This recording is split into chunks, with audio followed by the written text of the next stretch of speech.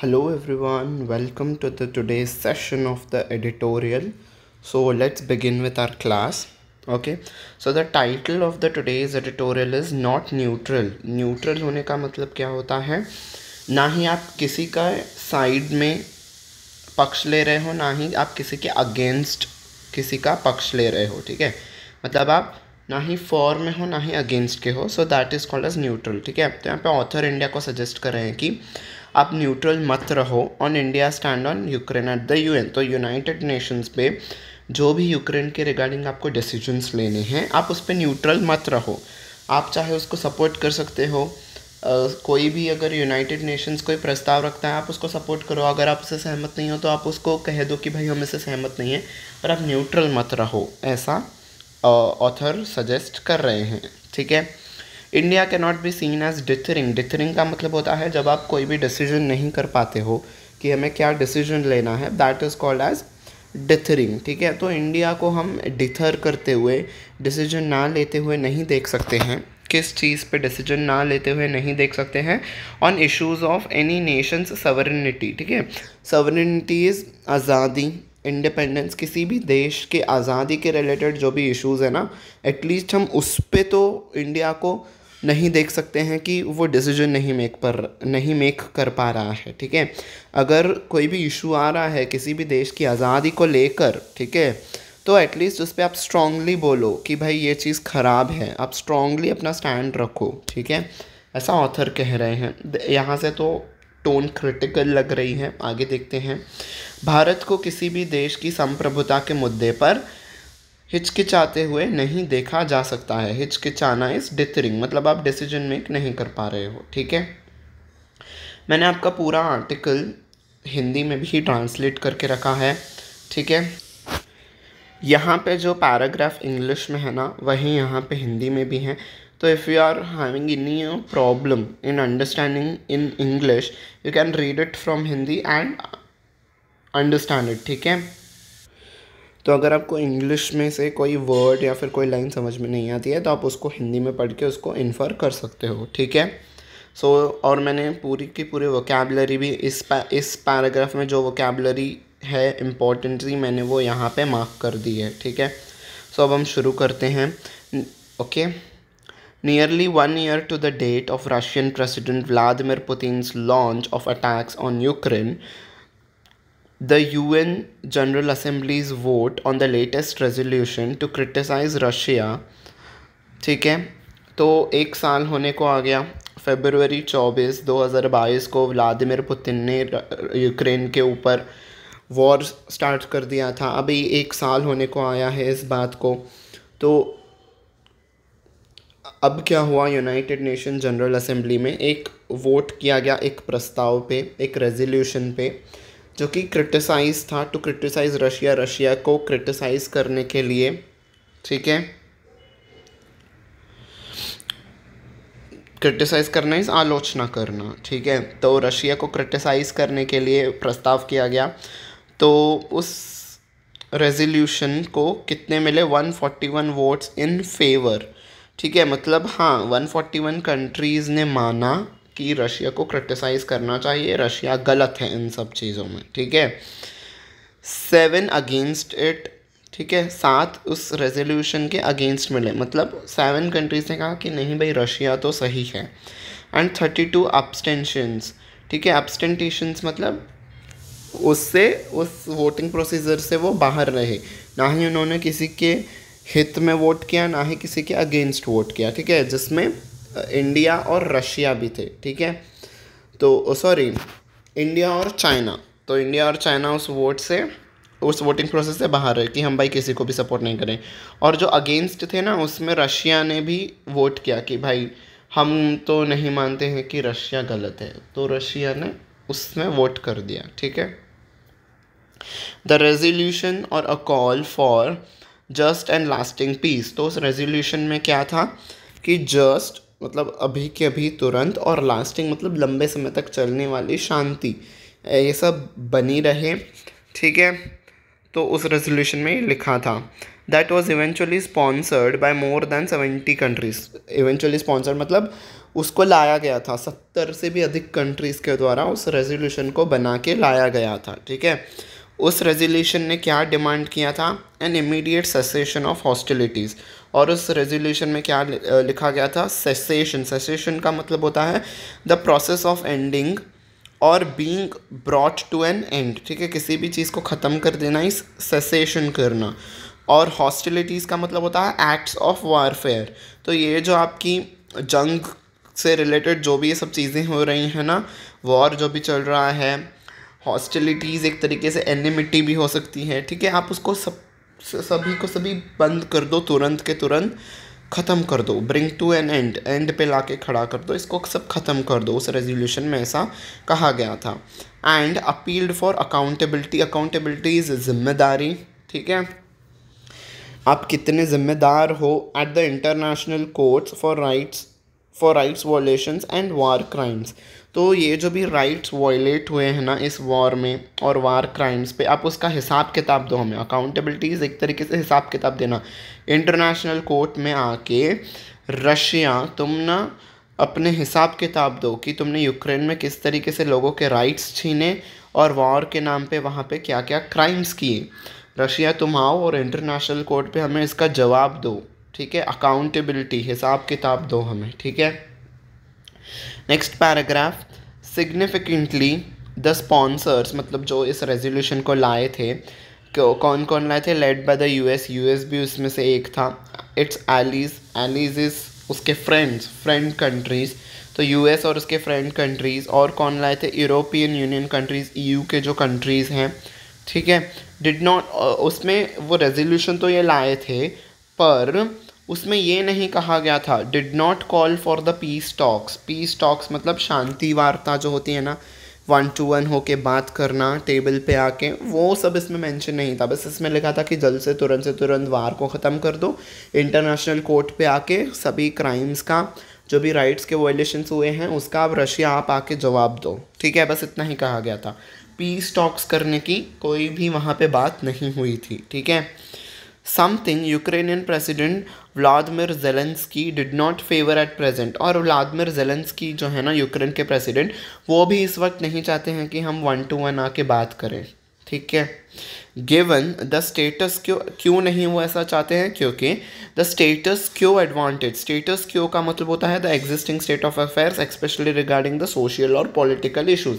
तो ये जो इशू चल रहा है ना अभी का जो स्टेट है, प्रेजेंट सिचुएशन, करंट सिचुएशन को हम जो कहते हैं उसे हम कहते हैं स्टेटस क्यो। तो करंट सिचुएशन के हिसाब से रशिया को एडवांटेज है किस बात का, that lies with Russian forces, Russian army के पास एडवांटेज है, having laid claim to about 1/5 of Ukrainian territory. तो जितनी यूक्रेन की ज़मीन है ना उसमें से 1/5 पार्ट, ठीक है। अगर 5 पार्ट्स हैं यूक्रेन के, सपोज़ ये यूक्रेन है, हम उसके 5 पार्ट्स करते हैं, ठीक है। तो ये जो एक हिस्सा है ना ये रशिया ने कैप्चर कर लिया है। तो रशिया को एडवांटेज है कि उन्होंने कुछ ज़मीन रशिया पे कैप्चर कर लिया है, रशिया की कैप्चर कर ली है। तो अगर अगर वो बातचीत करते हैं, जैसे कि यहाँ पे कहा है did not call for the peace talks, बातचीत करते हैं तो ये बात हो जाएगी कि हाँ ठीक है अब हम वार को एंड कर दे रहे हैं, वार को तो देखा जाएगा बाद में, पर अभी की जो सिचुएशन है ना वो वैसी ही बनी रहे। अब हमारे जहाँ पे जितने फोर्सेस हैं वो वहीं पे रहेंगे, आपके जो भी फोर्सेस जहाँ पे हैं यूक्रेन, आप अपने फोर्सेस को वहीं रखना, ना आप कुछ एक कदम आगे बढ़ाओगे रशिया, ना हम कुछ अपना एक कदम आगे बढ़ाएंगे। अगर ऐसा हो गया पीस टॉक्स पे तो रशिया ने जो 1/5 पार्ट कवर की थी ना ज़मीन, वो पूरी की पूरी रशिया के पास चले जाएगी। इसलिए यूक्रेन के प्रेसिडेंट नहीं चाहते हैं कि पीस टॉक्स हो फ़िलहाल। तो वो ऐसा चाहते हैं कि भाई हमें हमारी ज़मीन वापस मिल जाए जो रशिया ने कैप्चर की, उसके बाद हम पीस टॉक्स को देखेंगे, ठीक है। इतनी बात आपको क्लियर हो गई, ठीक है। 2 amendments suggested by the Russia's ally is the friend, ठीक है। रशिया का जो फ्रेंड कंट्री है बेलारूस, उन्होंने सजेशन दिया कि to replace the term invasion, जो हम कह रहे हैं ना रशिया इन्वेडेड यूक्रेन, तो उस इन्वेजन का मतलब होता है इन्वेडिंग अ कंट्री और region with an arm force. अपने आर्मी का बल के बलबूते पे, आर्मी के फोर्सेस के हेल्प से आप किसी कंट्री पे घुस जाते हो। तो भाई ऐसा मत कहो, रशिया घुसा नहीं है, आप इन्वेजन टर्म को बदल दो किस टर्म से, स्पेशल मिलिट्री ऑपरेशंस, रशिया ने स्पेशल मिलिट्री ऑपरेशंस किए हैं, आप ऐसा कहना स्टार्ट कर दो, इन्वेजन किया है ऐसा मत कहो, ठीक है। And to call for dialogue immediately, तो और डायलॉग मतलब बातचीत के लिए बुलाया था बेलारूस ने, ठीक है। वर रिजेक्टेड, अब ये वर किसके लिए लगा है, जो ये 2 अमेंडमेंट्स है ना उसके लिए लगा है, ठीक है। 2 अमेंडमेंट्स प्लूरल है, एक अमेंडमेंट रहता तो वॉज रिजेक्टेड होता था, अब 2 अमेंडमेंट्स है ना तो इसलिए वर रिजेक्टेड, ठीक है। मुझे ग्रामर वो मार्क कर देना चाहिए था पर्पल कलर में, ठीक है, बट ओके हम यहाँ से पढ़ लेंगे। तो ये दोनों ही जो प्रस्ताव थे रशिया की फ्रेंड नेशन बेलारूस से, तो उसको रिजेक्ट कर दिया गया यूक्रेन के द्वारा कि भाई हम इससे सब नहीं मानते, हम इन्वेजन को इन्वेजन ही कहेंगे और डायलॉग जो बातचीत है हम वो नहीं करना चाहते हैं, ठीक है। As a result although there is a military stalemate in Ukraine, ठीक है। स्टेलमेट का मतलब होता है a situation in which further action or progress by opposing or competing parties seems impossible, ठीक है। तो अब जो भी सिचुएशन है ना आप उसको बदल नहीं सकते हो, ना ही उसमें कुछ आगे बढ़ोतरी हो रही है, ना ही उसमें से कुछ चीज़ घट रही है, जो चीज़ जैसी है ना वो चीज़ वैसे की वैसी ही है। स्टेलमेट इज कॉल्ड दैट, ठीक है। तो मिलिट्री स्टेलमेंट इन यूक्रेन मतलब जो यूक्रेन में सेना तैनात की गई है ना रशिया के द्वारा वो उतनी की उतनी है फ़िलहाल, तो ना ही बढ़ रही है ना ही घट रही है, जितने फोर्सेस आए थे अब वो उतने के उतने वहाँ पे डटे हुए हैं, ठीक है। तो इससे क्या हो रहा है, कैजुअलिटीज़ कंटिन्यू टू राइज, ठीक है, लोगों की मौतें हो रही हैं, लोग इंज्योर हो रहे हैं। And western sanctions have not found favour with much of the world, तो वेस्टर्न कंट्रीज़ ने, ठीक है, वेस्टर्न कंट्रीज़ जो कि हो गई अपनी यूरोपियन साइड के कंट्रीज़, तो उन्होंने जो भी सैंक्शंस लगाए थे रशिया पे, मतलब पेनल्टीज़ जो लगाई थी ना, उसको सारे के सारे विश्व के कंट्रीज़ ने ना ज़्यादा सपोर्ट नहीं किया था, बिकॉज़ रशिया के साथ बहुत ज़्यादा ट्रेडिंग सारे कंट्रीज़ की होती है, क्रूड ऑयल की होती है, एनर्जी की होती है, ठीक है। तो ज़्यादा कंट्रीज़ से ना उस सैंक्शन पे सपोर्ट नहीं मिला था वेस्टर्न कंट्रीज़ को, ठीक है। Ukraine and NATO countries called, और क्या चीज़ हुई अब इसके बाद, एज अ रिज़ल्ट मतलब ये जो प्रस्ताव रिजेक्ट किया गया इसके बाद ये सारी चीज़ें हुई, ठीक है। यूक्रेन में स्टेलमेट सिचुएशन बनी रही, कैजुअलिटीज़ बढ़ती रहीं, ज़्यादातर सैंक्शंस को सपोर्ट नहीं मिला। यूक्रेन और नाटो कंट्रीज़ जो है ना, नेटो आपको मैंने कल भी बताया था, नेटो एक ग्रुप है कंट्रीज़ का, यूरोपियन यूनियन में जो कंट्रीज़ आती हैं ना उन्होंने कुछ कंट्रीज़ ने मिला के अपना एक ग्रुप बना लिया है ताकि वो सारे के सारे आस्पेक्ट्स पे एक दूसरे की हेल्प कर सके, चाहे वो इकोनॉमी हो, चाहे वो मिलिट्री हो, क्लाइमेट चेंज हो, जो भी चीज़ें होंगी, एक ग्रुप है कंट्रीज़ का नाटो, ठीक है। तो यूक्रेन जो है और जो नेटो कंट्रीज़ है ना उन्होंने इस वोट को, ये जो वोट हुआ है यूएन में, उसको एक मेजर विक्ट्री, एक बड़ी जीत बताई है। Much likely they had a similar vote on March 2 2022, तो मार्च 2 को 2022 में भी ऐसा सिमिलरली एक वोट पास हुआ था यूएन में, ऐसा रेजोल्यूशन पास हुआ था, पर कुछ हुआ नहीं। देखो उसके बाद भी 1 साल हो गया, पर फिर भी इन कंट्रीज़ ने ये जो वोट हुआ ना रिसेंट वाला यूएन पे, उसको एक अपनी बड़ी जीत बताई है, ठीक है। ओके, सो हिंदी में भी ये पूरा का पूरा पैराग्राफ है, आप चाहो तो इसे पढ़ सकते हो, ठीक है। नेक्स्ट आ जाता है, देखो मैंने यहाँ पे पर्पल से साथ मार्क क्यों किया है, इंस्पाइट के बाद ना हमेशा ऑफ आता है और डिस्पाइट के बाद कभी भी ऑफ नहीं आता है, ठीक है। ये आपको ग्रामर मैंने ऑब्जर्व करवा दी, ठीक है। इंस्पाइट मतलब इन सब के बावजूद, several attempts by the US and the European countries, in spite of several attempts मतलब इतने ज़्यादा अटेम्प्ट्स करने के बावजूद, किन के द्वारा, यूएस और यूरोपियन कंट्रीज़ के इतने ज़्यादा अटेम्प्ट्स करने के बावजूद, इंस्पाइट ऑफ इस बावजूद, India abstained, which it has consistently done since last year on any resolution at key UN bodies that has been critical of Russia, ठीक है। abstain करने का मतलब होता है formally decline either for और अगेंस्ट प्रपोजल और मोशन, ठीक है। मतलब हम किसी के भी फॉर में वोट नहीं करेंगे, ना ही किसी के अगेंस्ट वोट करेंगे। That is called as abstain करना। ठीक है, कोई भी अगर मोशन या फिर प्रपोजल पास करना होता है तो हम ना ही उसके खिलाफ हैं, ना ही हम उसके अगेंस्ट हैं। ठीक है, ना ही उसके साथ हैं, ना ही उसके अगेंस्ट है। ठीक है, तो इंडिया ने एब्सटेन किया। यूएस और बाकी कंट्रीज़ ने बहुत ज़्यादा फोर्स किया इंडिया को कि आप कुछ तो अपना स्टैंड दो, पर इंडिया ने रिजेक्ट कर दिया। और वो पिछले 1 साल से, लास्ट ईयर से यही करता आ रहा है। किस चीज़ पे यही करता है? अगर कोई भी रेजोल्यूशन यूएन में पास होता है जो कि रशिया के ख़िलाफ़ है, क्रिटिकल ऑफ रशिया, मतलब जो रशिया के ख़िलाफ़ है, वो किसी पे भी वोट नहीं करता है इंडिया। और उसका रीजंस क्या क्या दिए हैं?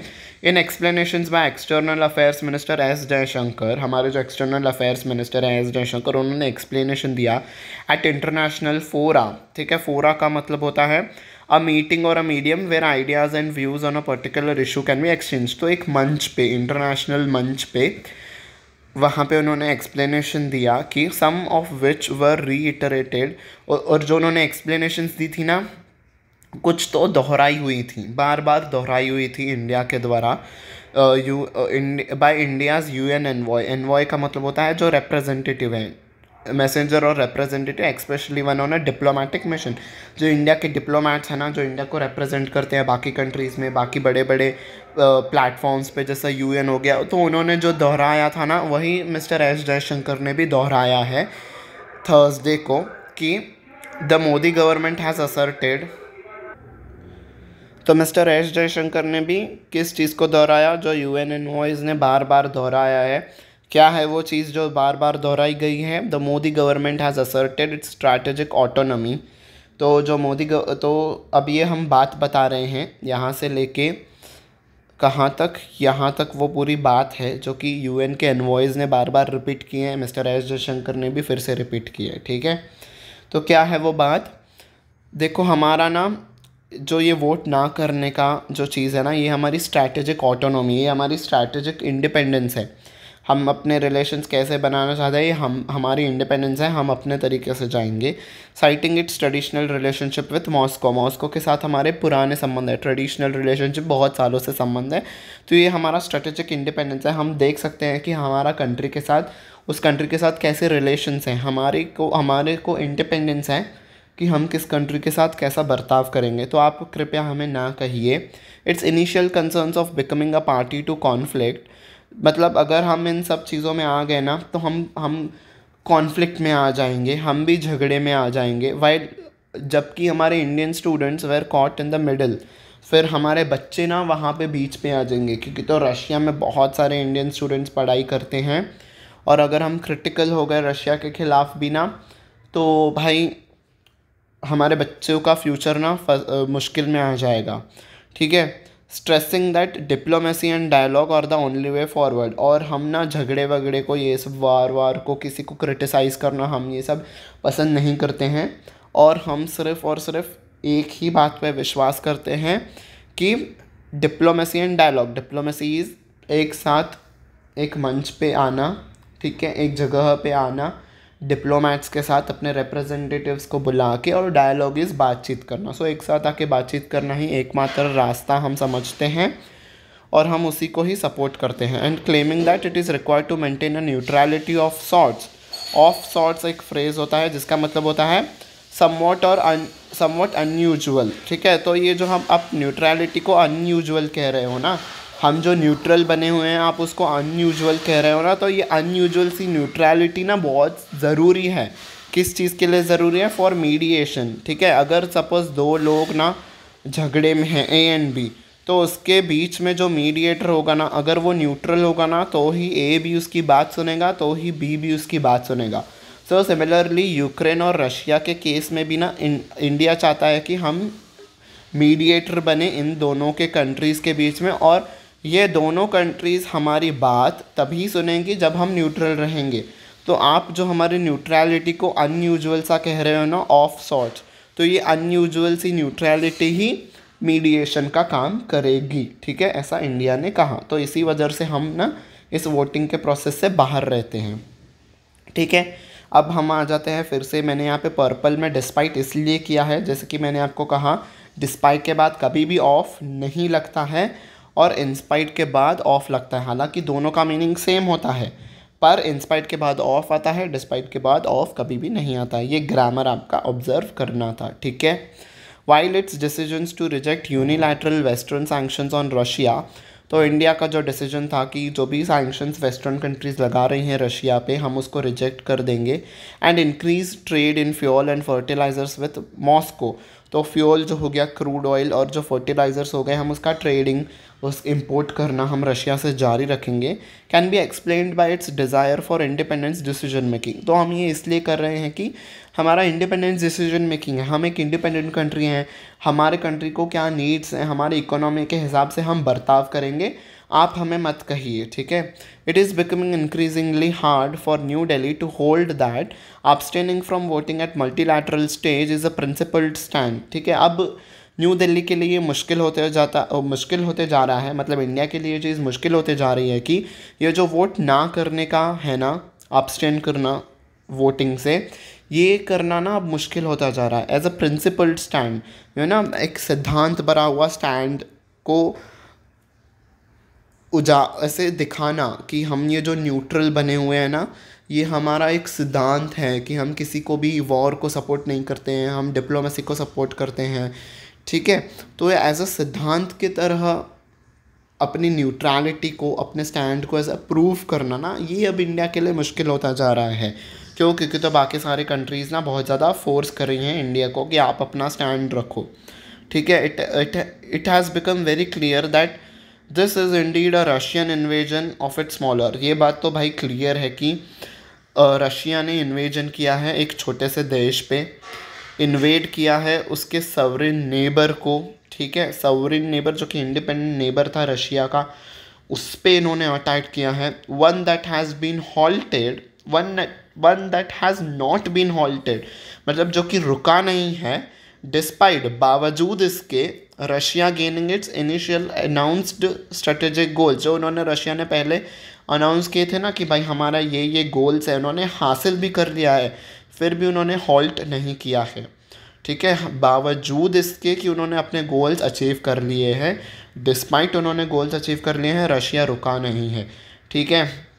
जैसे कि हमने पढ़ा ना, कुछ एरिया रशिया ने हासिल कर लिया है, वही उन्होंने इनिशियली मतलब शुरुआत के दौर में उन्होंने अनाउंस किया था कि भाई हम इतने एरिया को कैप्चर करना चाहते हैं।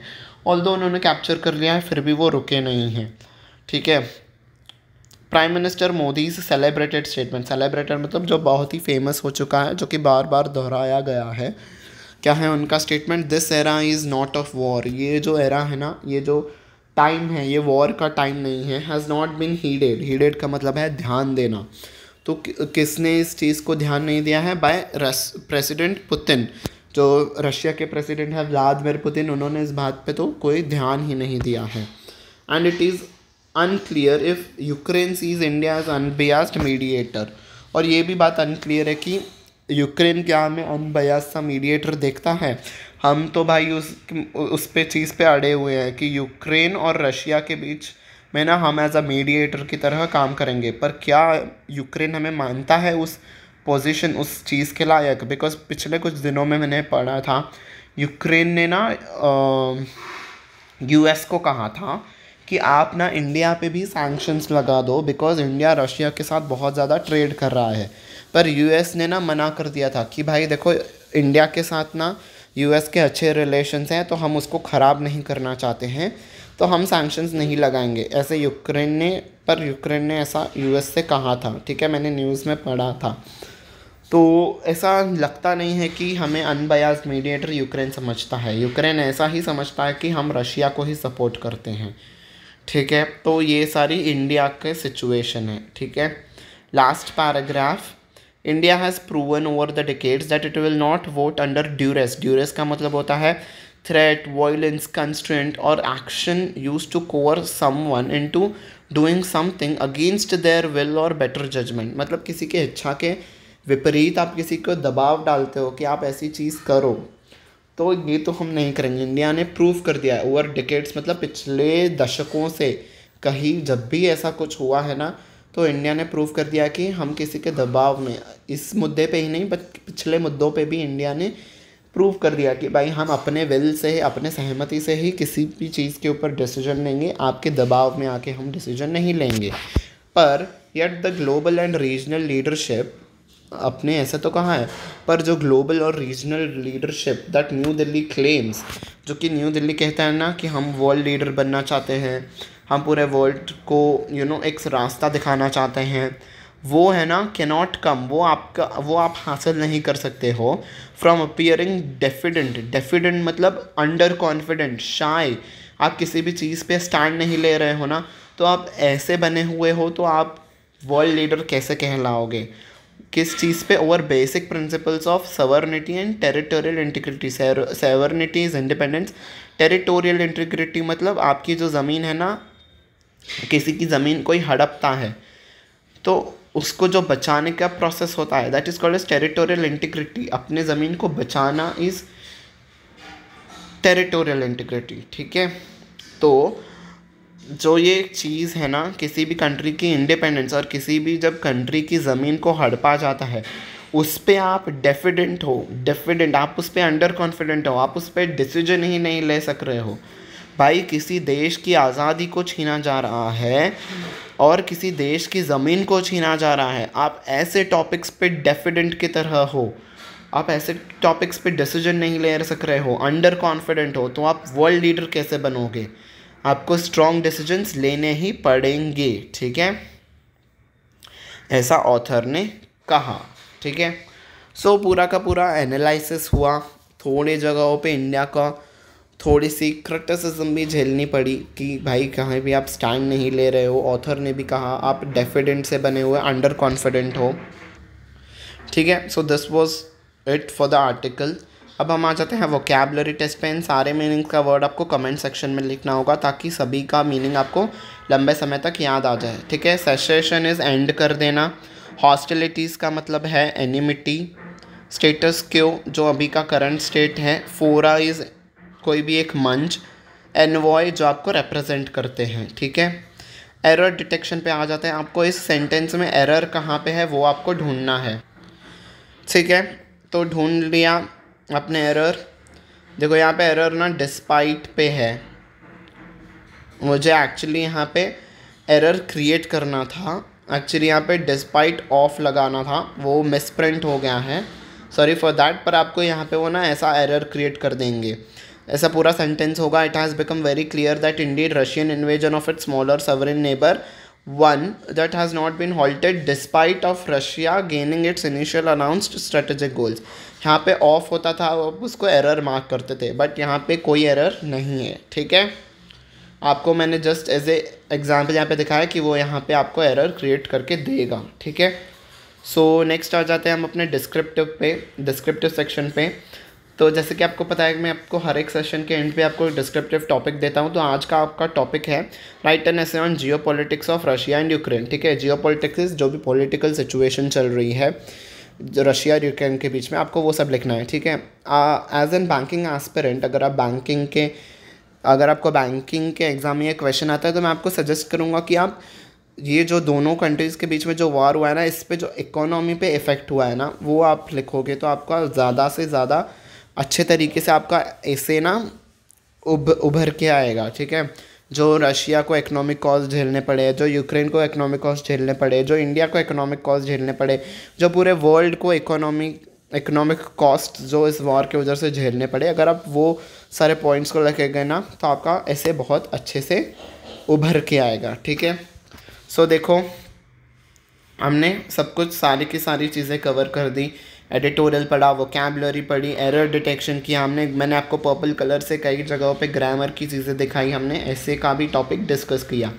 सो ओवर एंड ऑल मैंने इस सेशन को कॉम्प्रिहेंसिव रखने की कोशिश की, कॉम्प्रिहेंसिव इस सारे की सारी चीज़ों को कवर करने की कोशिश की।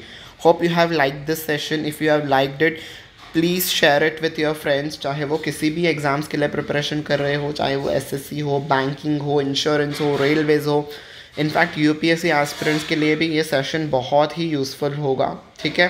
सो don't forget to share with them, ठीक है। In fact you can share it with your family also, भाई उनको भी तो पता चले कि रशिया यूक्रेन की वार की स्थिति कहाँ पे पहुँच गई है, ठीक है। So hope you have liked it and please don't forget to subscribe to our channel, ताकि आपको सारे के सारे नोटिफिकेशंस आपको टाइम टू टाइम मिलती रहें, ठीक है। इससे शेयर करते रहेगा और इस सेशन को लाइक भी करिएगा। Now I will be winding up, ठीक है। So bye bye everyone and take care.